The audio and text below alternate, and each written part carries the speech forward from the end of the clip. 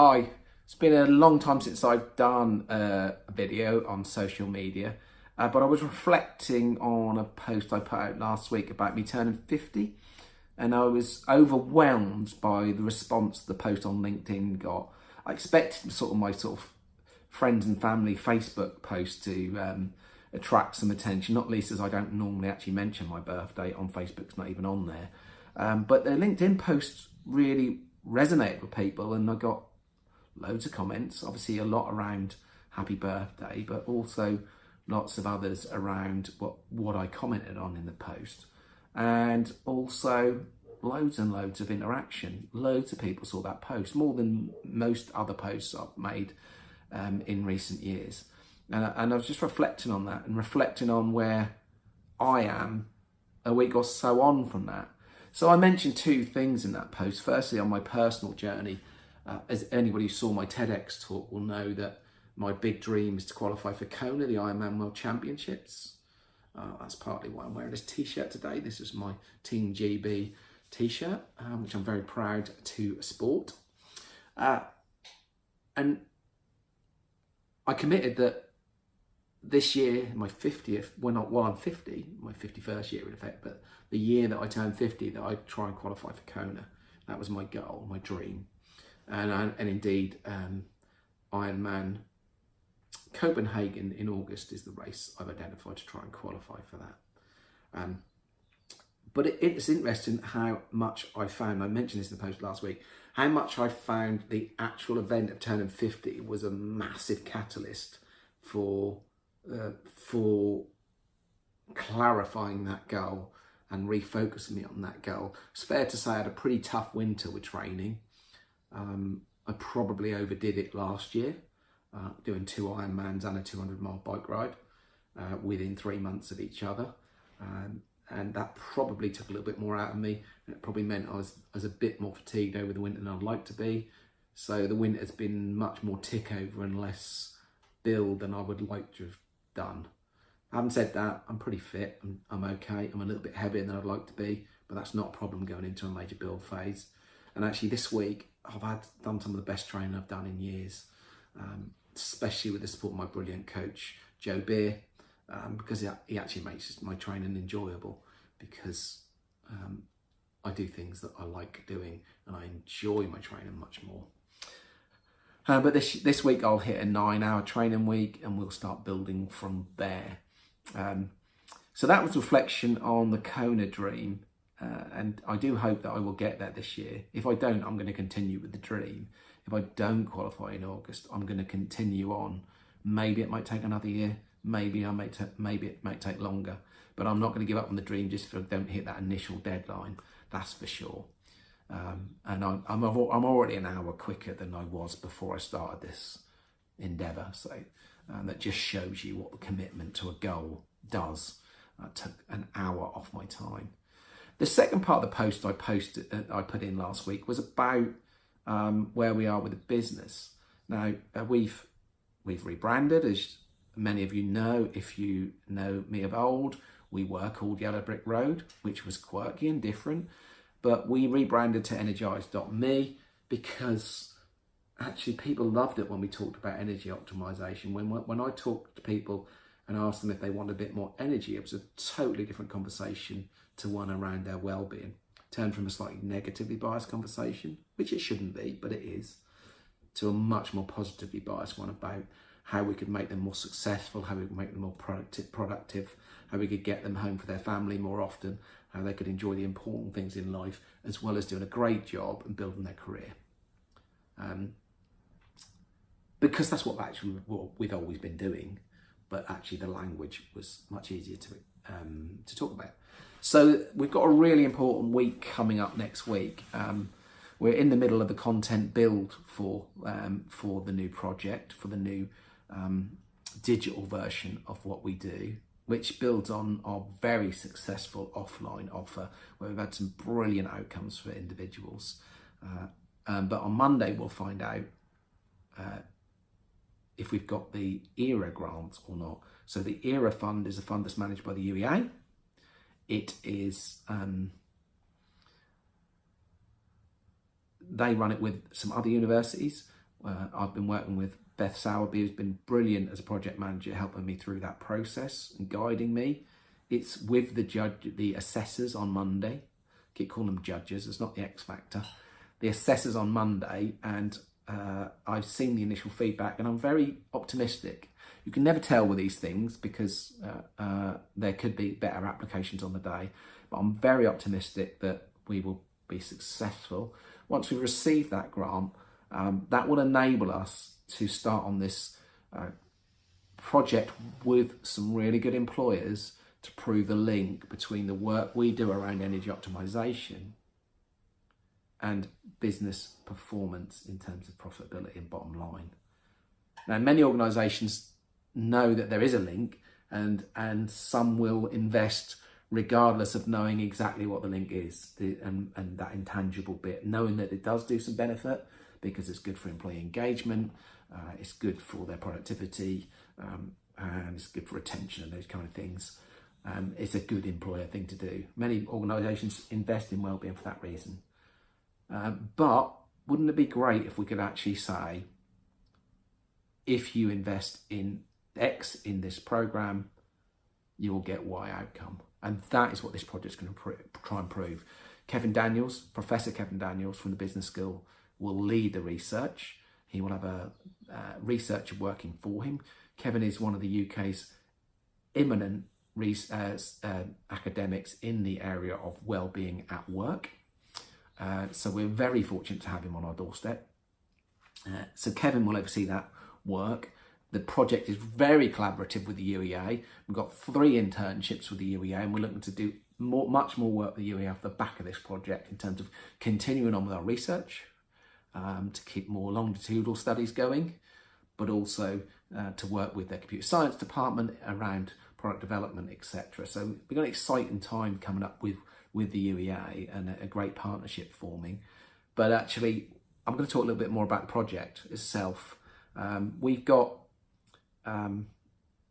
We're inviting employers to join the project. There is a cost for the employees to be involved because the immersive experience we offer is cost heavy. We do have a cost, an internal cost to us that we need to cover. But that is subsidised by some of the grant. So it's not full cost. But we're looking for about 10 employers, and we've got some already. We're looking for about 10 employers to put in about 5 employees each. Not all of their workforce, could be if there is only 5 employees, but usually a selection of employees that want to join the programme, that want to get these outcomes. And we will put them in mixed groups with other people from other organisations. We'll start 1 group a month, so there won't be a complete drain on resources for each organisation all at once. Each one of their employees will join the group a month later than each other, and each one will stay in the group for 4 months. While they're in that group with a dozen people from other organisations in a similar, with similar issues and challenges and outcomes that they want to achieve, we will immerse them in an experience around their energy optimization.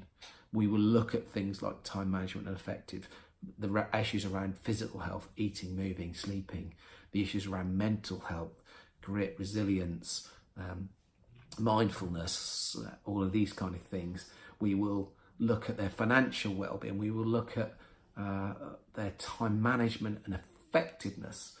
We will help them understand what they need to change. And this really important thing about the way we work, it's very led by the individuals. Yes, they will do some training and they will look at some content and they will do some work against that content. But that's the important thing. All of our content, all of our training is always focused on them. So this is what it is, but what does it mean to you? What are you going to do about it? Does it mean anything? Does it resonate? Is it relevant? What are you going to do? And what we do is we surround them by their cohort. We make sure that their cohort is talking to them, make sure they're talking to each other, they're supporting each other, they're challenging each other. And then we as coaches also provide that next layer of support. We also make sure they all measure, that each candidate has got measures in place. We obviously need that to prove the research. So at one level, there's three levels of that proof of research. There is the person's perceived improvements in the various things we measure using a scaling score. There is, if they want to use it, there is their connection to health app data that we can enable, so we can measure certain aspects of their health, and we can see how they're actually performing. We can measure their actual improvement in energy for a start, but we can also look at things like how well they're sleeping, etc., etc., to support the outcomes they may well have agreed to try and do something about. So if they want to make an improvement in their sleep, for instance, we can actually see if they are actually making progress on that over and above what they might tell us. We can look at the data and see how well they're sleeping, how long they're sleeping, etc. The third piece of the research is from the employer, in terms of the line manager and HR giving us data around the employee's performance, which we will extrapolate, and that is the piece that we will try and prove our hypothesis that we can save £20,000 bottom line for each employee that goes through the programme. I can be confident about a number like that. I don't know the number, what the final number will be. The hypothesis will prove what the number is. I can be confident of a number of that kind of magnitude because of the experience we've had on our previous programs, where we've got long-term changes in people, where people have gone from never going to the gym to 2 years after we finished the program still being at the same gym, but the one they found when they left the program, because they found the one that worked for them. They found the one that they fitted into. They found the piece of exercise that worked for them. Same with some of the discoveries around people's personal purpose and identifying that, and then taking them on a new path, taking them on a new journey that's taking them in a different place, and they're still on that path, and we talk to them now and they're still on that path. People reframing the way their relationship with sleep, and then coming back to us 2 years later and recommending further information and stuff on sleep, recommending books back to us that they're now reading because they're still investing in their sleep. So we know from our experience that happens. So this project's about measuring that. So getting that employer outcome led, so we know from a line manager, from an HR perspective, the way they're showing up at work. And we're going to stay with them for 2 years. The project, they'll be in the program for 4 months, but we'll carry on measuring for 2 years. So we'll know that they continue or they don't afterwards. So if you are an employer or an individual indeed that is interested in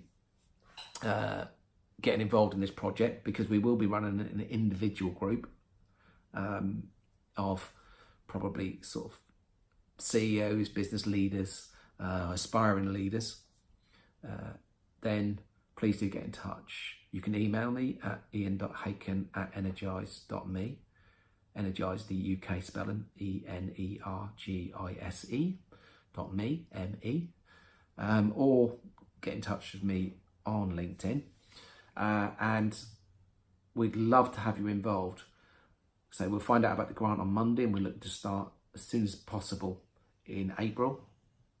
And we're really looking for some employers to get involved in that and really share in the outcome, share in the research.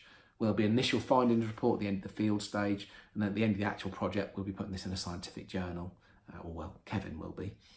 So there's a great opportunity to be a partner in this program, not just put some employees on a training course.